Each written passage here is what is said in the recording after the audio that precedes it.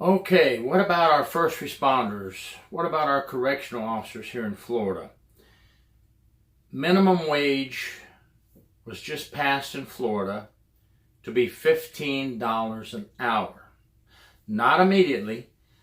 Starting around September 30th, 2021, it will go to $10 an hour, and then every year it will go up $1 a year until it reaches $15 an hour. Okay, fine. I'm happy for those people that aren't in a job that requires college or some type of traditional skills, that they're going to be making more money. Because look, everything is rising, but what about our other workers? And I'm going to talk today about first responders. Let's take Florida, for example. Now, I don't know how many other states. Please let us know if your state is raising minimum wage as well. Morgan & Morgan, big law firm here in Florida and spreading up the United States with law firms, is put this bill in and fought for it. Now, right now in Florida, 2020, a correctional officer makes an average of $17.78 per hour. Starting pay is $32,648 a year for a Florida correctional officer, the average salary. If you're down in southern Florida, you might get some cost of living pay that will bring that up as well. But folks, come on. Now, if a person that is working at Burger King, and you know, I'm just using this as an example, is making $15 an hour, good for them.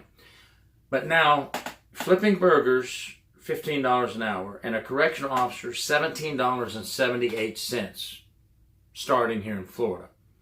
Something's going to have to give over the next 5 years, folks. And I believe the correctional officers in states like Florida and any other state that has a similar situation is going to have to band together and demand more money. Okay, so whenever you ask for more money, people are going to say, why? Why does a correctional officer deserve more money than $17.78 an hour? Well, number one, you have to have a clean criminal record, high school diploma. We'll get to some more education in a minute, because if you want to advance in Florida corrections nowadays, you're going to need more than just a high school diploma in most cases. Now, so you take that, okay, high school diploma, clean background check, criminal background check, physical fitness test to show that you're not on any drugs, not using drugs, and you're physically fit to handle the job. And then you go to the academy, where you must train in criminal law. You must train in firearms and be proficient with firearms before you can pass the academy. You must train in self-defense classes and show the self-defense instructors that you can do every move that you are taught and do it correctly. You must go through all the ethical training.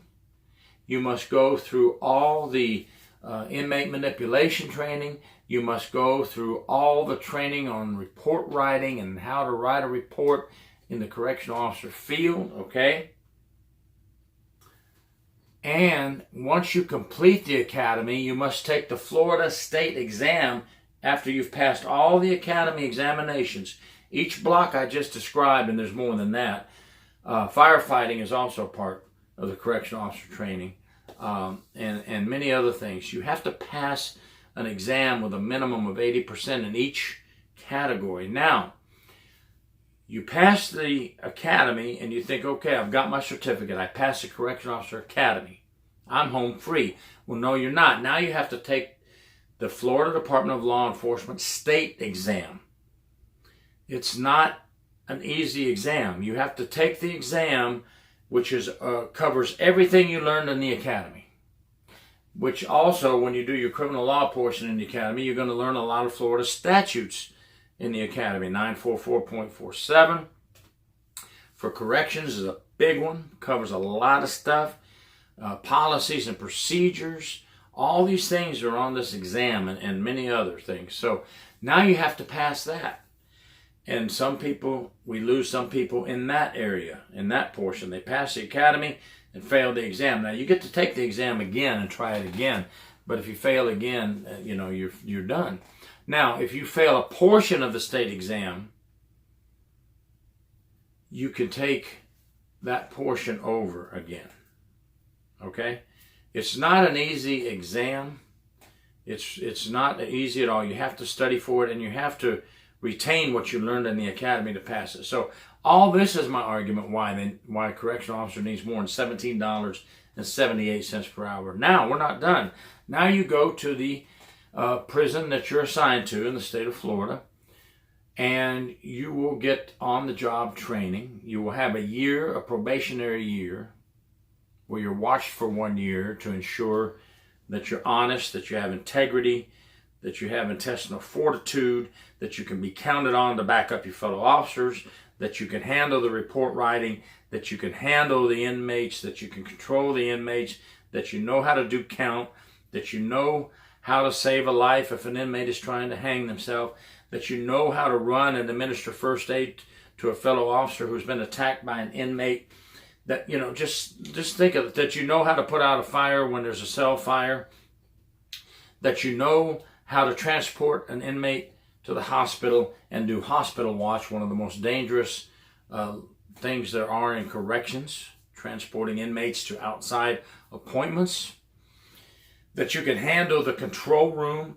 and be able to answer all the calls and handle all the controls and get the count properly from all the dorms and add it up and do it correctly. That you can handle the sally port when you're assigned to the sally port and know what to do and know when it's time to open one side and not open the other. Know what to do when a vehicle comes in the sally port. Know how to search that vehicle. Know how to search inmates. Know how to look for contraband. Know how and when to protect yourself. Know when inmates are about to fight so you can stop it before it happens. Know when danger is about to occur. Know when to and learn how to sense danger so you can call for backup. Know how to feed inmates at chow time and line them up and get them through the chow line. If you have a SNU unit, a special needs unit, and you're going from door to door with the inmates to feed the inmates, know how to handle that. Know how to handle when an inmate erupts and gets out of hand. Know how to protect yourself. Know what to do. Know who to call. I'm naming these things to prove a point. Correctional officers must have a higher pay, much higher pay than what they're getting now, and then you're going to do minimum wage for your average person, which I have no argument with that. I want people to survive. I want people to work. I want people to earn income that they can feed their family on and buy gasoline and buy groceries and pay their rent or their mortgage. Yes, I want that. But listen, when you have a specialized job like first responders, correctional officers, we need to get better than this, and we need to fight to make it higher. We need to get that starting pay, to above $20 an hour if you're going to pay a minimum wage of $15 an hour here in a few years. Come on, folks. Let's get together. Let's band together. Let's go after the legislature to listen to us. I threw some things out there just now on what we can use to fight on why. Because, when you talk to legislature for more money for officers, that's the question they're going to ask. Why do they deserve more money? I gave you a bunch of examples, and there's many, many more. Let's put together a good presentation to take to our leaders in corrections, to take to our legislature, and let's get our correctional officers some more pay. Because if Morgan and Morgan can get out there and fight and get a bill put in and get it passed in Florida for a $15 minimum wage, man, I'm telling you, our correctional officers here in Florida need more than a starting pay of $17.78. Pitiful. Let's do it, folks. Thank you for watching. Gary York, True Prison Stories.